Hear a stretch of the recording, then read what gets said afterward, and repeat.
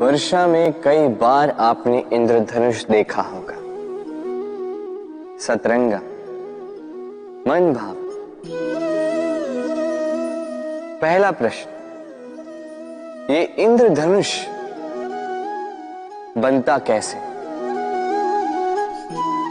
होता यूं है कि जब वर्षा की बूंदों से प्रकाश होकर निकलता है तब वो अपने वास्तविक 7 रंगों में विघटित हो जाता है और तब हम इस इंद्रधनुष को देख पाते हैं। दूसरा प्रश्न, ये इंद्रधनुष वर्षा की बूंदों से ही क्यों बनता है? कारण है शुद्धता। वर्षा की बूंदें शुद्ध होती हैं, आकाश से धरती की ओर गिरती हैं, किंतु स्वयं के लिए नहीं, धरती की प्यास बुझाने की। और इसीलिए तो प्रकाश जैसी वेगवान तरंगों को विघटित कर जाती है, उसकी वास्तविकता सामने लाती है। यदि आप भी शुद्ध मन से परोपकार करोगे, औरों के लिए जियोगे, तो विश्वास कीजिए कोई आपको छल नहीं पाएगा। बड़े से बड़ा प्रहार टूट जाएगा यदि आपके मन में प्रेम की शुद्धता है। राधे राधे। इसे कौन नहीं पहचानता? ये है रोटी। यही तो है वो कारण जिसके लिए मनुष्य दिन रात कड़ा परिश्रम करता है। ऐसे देखा जाए, यदि ये रोटी यूं ही मिल जाती तो मनुष्य कदाचित कुछ कार्य ही नहीं करता, कष्ट नहीं करता, जीवन में परिश्रम ही नहीं करता। वैसे एक बात तो है, ये रोटी केवल भूख ही नहीं मिटाती, जीवन की बड़ी सी बड़ी सीख दे जाती। अब तनिक सोचिए, ये रोटी आपको स्वादिष्ट केवल तभी लगेगी, ये रोटी आपके स्वास्थ्य के लिए अच्छी केवल तभी होगी जब ये दोनों ओर से ठीक से सेकी जाएगी, है ना? हमारे जीवन में संबंध भी कुछ इसी प्रकार होते हैं। यदि दोनों ओर से अच्छे से निभाए जाए तभी आपको आनंद देते। इसलिए केवल पानी के लिए आतुर ना रहे, लौटाने में भी विश्वास रखें। क्योंकि जब एक संबंध में दोनों ओर से प्रेम होगा, दोनों ओर से करुणा होगी, कुछ करने की चाह होगी, तभी वो संबंध आपको जीवन में आनंद देगा। तो जब जब रोटी खाएं, स्मरण करें कि आपको आपके संबंधों को भी इसी प्रकार मधुर बनाना है। मन प्रसन्न होकर बोलेगा, राधे राधे।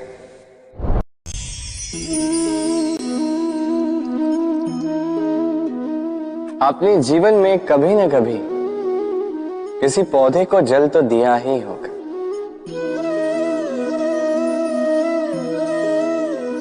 कभी मन में ये प्रश्न नहीं आया कि हम पौधे के पत्तों को, पुष्पों को, डालियों को, उन्हें तो हम कभी पानी नहीं देते, फिर भी कैसे उन तक पानी पहुंचता है, फिर भी कैसे वो जीवित रहते? आप कहेंगे सरल सी बात है, ये कैसा प्रश्न पूछ रहे हैं? जड़ को पानी दो तो वो पौधे के अंग अंग तक अवश्य ही पहुंचेगा, है ना?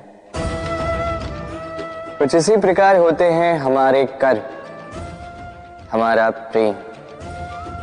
यदि निश्चल भाव से कर्म करोगे, सेवा करोगे, तो किसी न किसी रूप में स्वतः परमात्मा तक पहुंचेगा ही।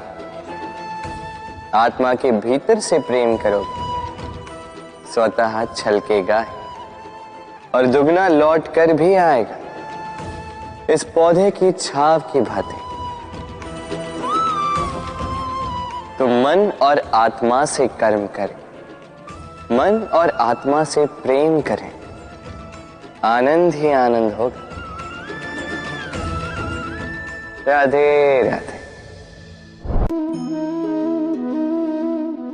दूध और माखन, यदि मैं आपसे पूछूं कि इन दोनों में संबंध क्या है, आप कहेंगे सरल सी बात है, दूध से ही तो माखन बनता है।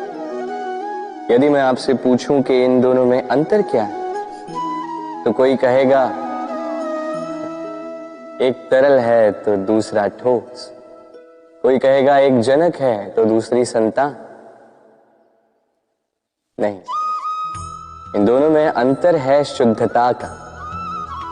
माखन दूध से कहीं अधिक शुद्ध होता है। इस बात को कुछ इस प्रकार समझा जा सकता है। यदि कोई कीट आकर उस पात्र में गिरे जिसमें दूध गिरा है, तो आप क्या करते हैं? आप दूध को फेंक देते हैं। किंतु यदि कोई कीट आकर उस पात्र में गिरे जिसमें माखन रखा गया, तो आप क्या करते हैं? आप उस कीट को निकाल कर फेंक देते हैं। ये कीट मैला है, ये कीट दूषित है। और यदि हमारा मन निर्मल ना हो, तो ये कीट हमारे मन को भी दूषित कर देगा, उसे मैला कर देगा। किंतु यदि हमारा मन माखन की भांति शुद्ध हुआ, तो कुविचार को स्वयं से जाना होगा। स्मरण रखिएगा, इस संसार में कीट तो रहेंगे, अब दूध बनना है या माखन, निर्णय आपका। राधे राधे। संसार में सबसे अधिक पवित्र माना जाता है गंगा जल को। कभी सोचा है क्यों? क्योंकि गंगा जल का आविर्भाव ही शुद्ध होता है, उसका जन्म शुद्ध होता है, जहां से उसका प्रारंभ होता है वो शुद्ध होता है। और प्रारंभ का शुद्ध होना अति आवश्यक है। हमारे जीवन में प्रारंभ होता है हमारे विचार से। अपने विचार शुद्ध रखें, क्योंकि इन विचारों से बनते हैं आपके शब्द। आपके शब्द शुद्ध रखें, क्योंकि इन शब्दों से आपके कार्य संपादित होते हैं। आपके कार्य शुद्ध रखें, क्योंकि ये कार्य बनाते हैं आपका स्वभाव। स्वभाव से बनती हैं आपकी आदतें, और आदतों से बनता है आपका चरित्र। और ये चरित्र संसार के समक्ष आदर्श के रूप में आता है। तो विचार से आदर्श तक की यात्रा शुभ तभी होगी जब आपके विचार शुभ होंगे। तो इस संसार में, इस जीवन में आपके विचार शुभ रखें, शुद्ध रखें। आपका मन प्रसन्न होकर बोलेगा राधे राधे। जीवन है तो लक्ष्य तो होंगे, यदि लक्ष्य है तो मार्ग तो होंगे, यदि मार्ग है तो बाधाएं तो आएंगी।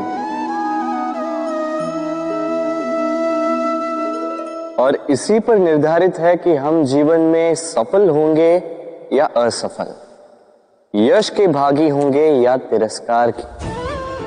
मान लीजिए आपको एक कार्य करना, आपको पर्वत पर चढ़ना। अब मार्ग के फिसलन आपको कई बार गिराए, चट्टाने आपको कई बार चोट देंगे। अब ऐसे में करेंगे क्या? सामान्य व्यक्ति चुनता है प्रतिकार,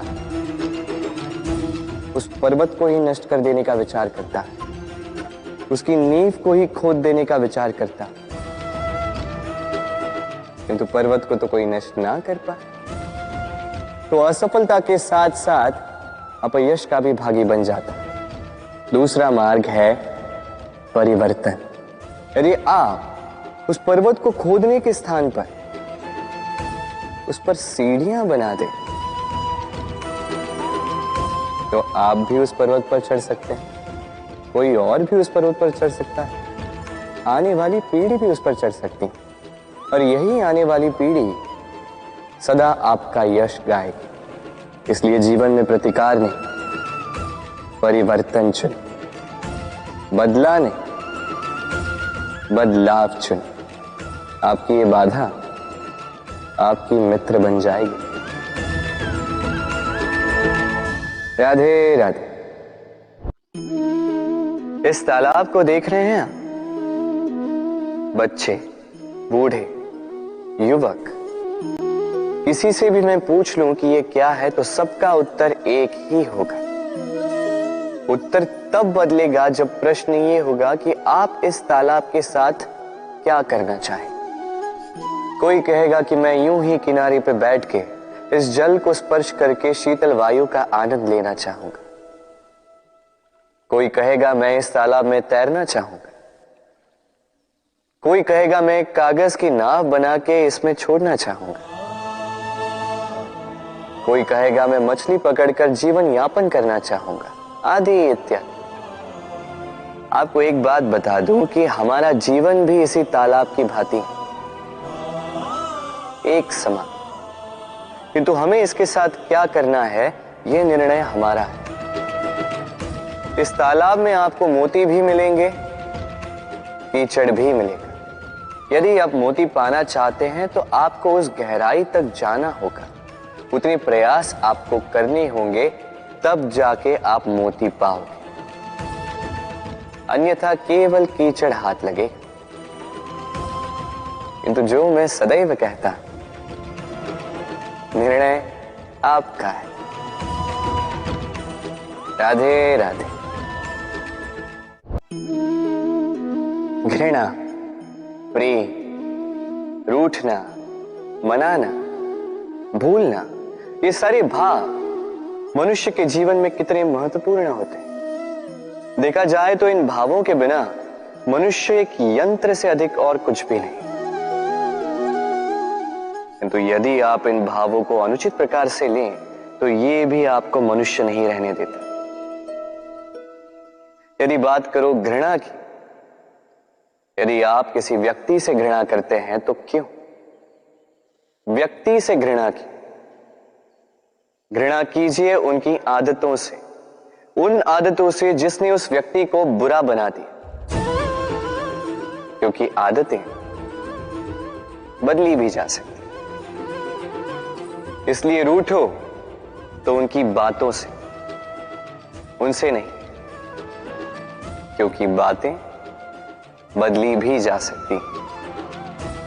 भूलो तो उनकी गलतियों को, उन्हें नहीं, क्योंकि गलतियां सुधारी भी जा सकती। प्रेम करो तो उनकी आत्मा से, उनके भावों से, शरीर से नहीं, क्योंकि शरीर नश्वर है। और बोलो तो कठोरता से नहीं, प्रेम से। राधे राधे।